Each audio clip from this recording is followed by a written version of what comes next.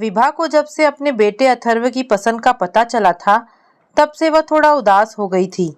उसे अंदर ही अंदर लगने लगा था कि उनका बेटा बहू के आने के बाद उनसे दूर हो जाएगा। वह चुपचाप बालकनी के एक कोने में पड़ी कुर्सी पर सिमटी सी बैठी हैं। जाने क्यों मन आज इतना उदास है।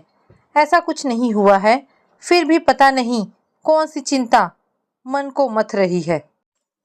अपने आप में उलझी वह अपने ही अंतर्द्वंद में इतनी तल्लीन और खोई सी थी कि सुधीर के आने का आभास तक नहीं हुआ। जाने कब आंखों के दायरे तोड़ खारे जल की कुछ बूंदें गालों पर लुढ़क पड़ी।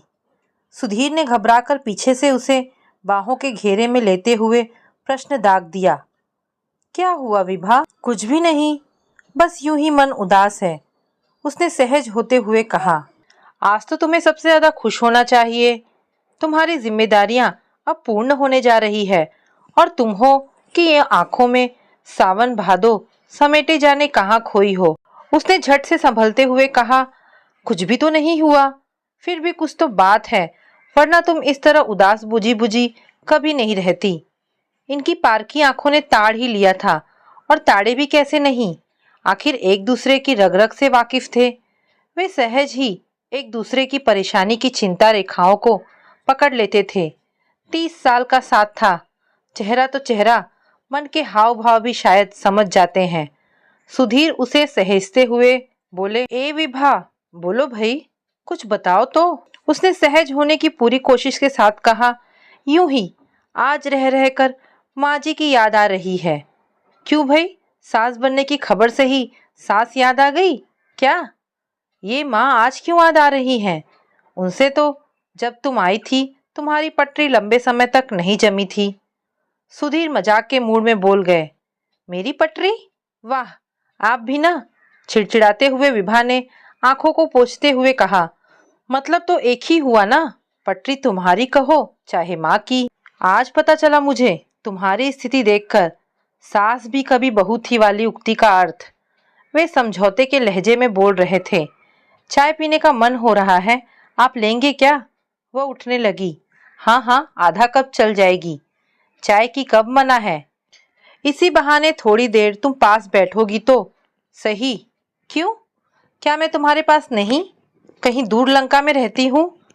लगता है आज तो तुम लड़ने के मूड में हो। अरे मेरा मतलब है, अब तुम्हारी बहू आ जाएगी और तुम्हारा प्रमोशन हो जाएगा, फिर तुम सास बनकर रुतबा झाड़ने लगोगी। क्यों, गलत कहा क्या मैंने? सुधीर हमेशा हल्के फुल्के मूड में ही बात करते हैं। शाम का अखबार फैलाकर बैठ गए। चाय का प्याला पकड़े पकड़े वह फिर गुमसुम हो गई।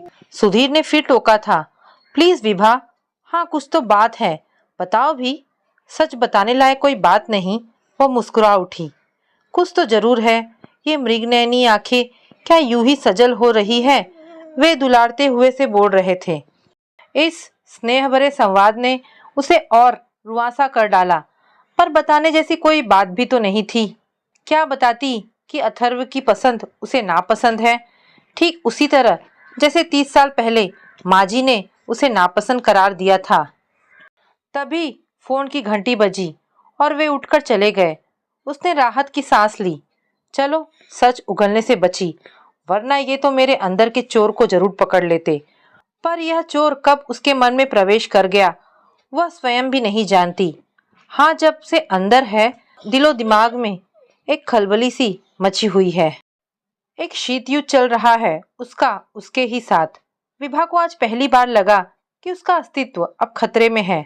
तो क्या ऐसा ही माँ जी को भी लगा होगा जब सुधीर ने उससे ब्याह करने की इच्छा माँ जी को बताई होगी? बहू का आना क्या हर सास के मन में ऐसा ही कोई अंतर्द्वंद शुरू कर देता होगा? मन की इस उठापटक को तो वह सुधीर के साथ भी तो शेयर नहीं करना चाहती। पता नहीं क्या सोचेंगे उसके बारे में। सुधीर उसके इस रूप को जाने किस तरह लेंगे। आज जीवन में दूसरी बार उसे बदलाव के घूमते हुए चक्र ने वहीं लाकर पटक दिया है, जहां 30 साल पहले वह भी इसी देहरी पर आकर खड़ी हुई थी। उसके कदम देहरी के ही बाहर थे और उसने महसूस कर लिया था कि देहरी के अंदर जमे हुए उसके पैर उसके आगमन का उस तरह स्वागत नहीं कर रहे हैं जैसी उसकी अपेक्षाएं थी। बाहर वह थी, अंदर मांझी, जिनके हाथ में आरती की थाली जरूर थी, पर बढ़ती उम्र के झुर्राते से चेहरे पर एक तमतमाया सा मौन था और आंखों में तौलती तपती सी आभा थी। जाने क्या था उन आंखों के तेज में जो उसे ईर्ष्या की तरह लगी थी। विभा मन ही मन कुछ डरी डरी हुई सी थी। जाने कैसा व्यवहार करेंगी वे मेरे साथ।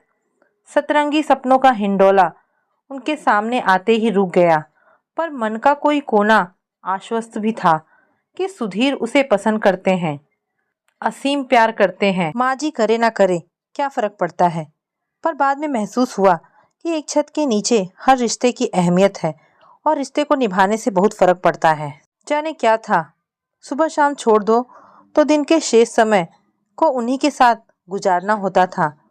ब्याह के 5 सालों तक माँ जी और वह अलगाव के 2 किनारों पर ही थे। वह तो 5 वर्ष बाद अथर्व रूपी सेतु ने हम सास बहू को दादी और माँ बनाकर अलगाव को लगाव में ऐसा बदला था कि मरते वक्त भी माँ जी ने इनकी नहीं उसकी गोद में सिर रखकर गंगाजल ग्रहण करते हुए प्राण त्यागे थे। पर अलगाव के वे 5 वर्ष एक युग की तरह ही तो बीते थे। माँ जी कानपुर की ब्राह्मण और वह राजस्थान की ब्राह्मण बेटी। क्या फर्क था, केवल प्रांत का, केवल भाषा का, रीति रिवाजों और खान पान का, केवल सांस्कृतिक भेद ही तो था। थी तो दोनों एक ही जाति की, ब्राह्मण कुलों में जन्मी थी, पर माँ जी कुछ यूं व्यवहार करती मानो अछूत कन्या उनके घर आ गई हो और वे अबड़ा गई हो।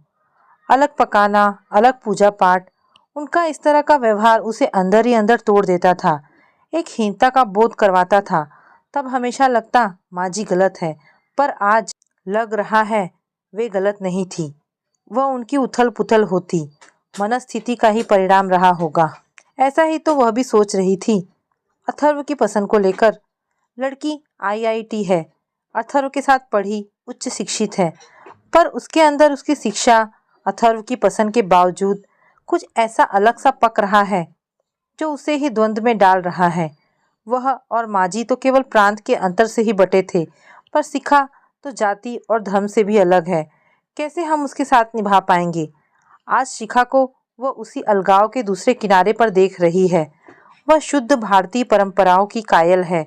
कायदे, मान मर्यादा, संस्कार सभी कुछ उसके निर्धारित मानदंडों पर चलते हैं। बड़ों के चरण स्पर्श को दुनिया का सबसे अच्छा अभिवादन मानने वाली उसकी संस्कृति में शिखा का हेलो आंटी, हाय अंकल कहाँ समायोजित हो पाएगा।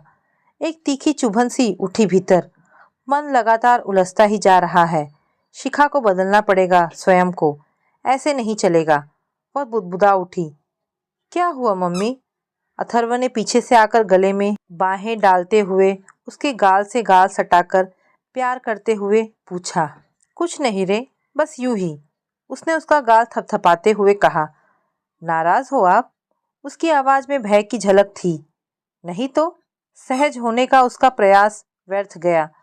मम्मी, जब से आप शिखा से मिली हैं आप चुप हैं, उदास हैं। पसंद नहीं आई क्या? वह गंभीर लहजे में बोल रहा था। ऐसा कुछ नहीं है। विभा उठकर अपने कमरे में आ गई। वह अथर्व के प्रश्नों से बचना चाहती थी। जानती है इन दिनों वह नए जीवन के ख्वाबों की दुनिया में तैरता रहता है। वह नहीं चाहती कि वह दुखी हो, उसका दिल टूटे, उस पर अपने कमजोर होते पुरातन पंथी मन की झलक भी ना पड़े। यही सोचकर वह उठ गई बालकनी से, पर वह उसके पीछे पीछे कमरे में चला आया। You know mamma, Shikha is very intelligent. I know very well. उसने मुस्कुराते हुए सहज होने की कोशिश की। She is very sweet. वह वहीं उसके पलंग पर लेट गया और शायद भविष्य के सुनहरे सपनों में खो गया। उसे झपकी आ गई। उसने चादर उड़ाकर उसके बालों में हाथ फेरा तो नजरों के सामने नन्हा सा अथर्व आ गया। यादों का छोटा सा एल्बम फिर मन में खुल गया। जब वो कहानी सुनते सुनते या होमवर्क करते करते यूं ही सो जाता था, उसका बचपन रिवर्स होती फिल्म की तरह उसके सामने खुलता गया। एक एक घटना, एक एक बात उसके स्मृति पटल पर उभरती जा रही थी। उसके चेहरे पर नजरें गई तो लगा जैसे वह आज भी उतना ही मासूम है। उसने उसके माथे को चूम लिया। क्या इसकी इच्छा के लिए वह स्वयं को नहीं बदल सकती? पर वही क्यों बदले हर बार? पहले माँ जी के लिए, अब बहू के लिए। वह और शिखा, शिखा और वह और माँ जी और वह। लगातार यह चक्र उसके दिलो दिमाग पर मंडराने लगा। सैकड़ों नए सवाल पुराने संदर्भों के साथ मन में उठने लगे। दिल आक्रांत हो उठा। शिखा के आते ही अथर्व उससे दूर हो जाएगा। उसे अथर्व से दूर होने का भय लगातार सताने लगा। अब तक अथर्व के जीवन में कोई स्त्री थी तो वह केवल वह उसकी माँ। दादी के साथ भी उसका प्यार बांटना उसे अच्छा नहीं लगता था। तब उस पराई लड़की के साथ शिखा के आने की कल्पना से ही उसे बेटा अपने से दूर होता लगा। कितना सुख मिलता है उसे उसके लिए बनाने में, उसके लिए जागने में, उसके स्वेटर, उसके कपड़े पसंद करने में। पर धीरे धीरे यह सब शिखा का सुख हो जाएगा, शिखा की पसंद में बदल जाएगा। वो घर की धुरी से हटकर हाशिए पर चली जाएगी। शिहरन सी हुई तन मन में। तो क्या अपनी स्वतंत्रता और एकाधिकार के बंटवारे का भय उसे डरा रहा है? अपने सर्वाधिकार, अपने वजूद के घटने का डर? क्या परिवार में एक दूसरी स्त्री का प्रवेश उसकी सत्ता और उसके महत्व को चुनौती नहीं दे रहा? मन में गुबार सा उठा और सारे प्रश्न धुंधले से होने लगे। पसीने से तरबतर हो गई थी वह। रात सोचते सोचते ही आधी हो गई, पर नींद का नामो निशान नहीं था। कितना उत्साह था विवाह में, जब वह दुल्हन बनकर इस घर में आना चाहती थी। सुधीर के साथ काम करते हुए अक्सर माँ की बात होने लगती। माँ का जिक्र, माँ की कल्पना से ही रोमांचित हो उठती वह।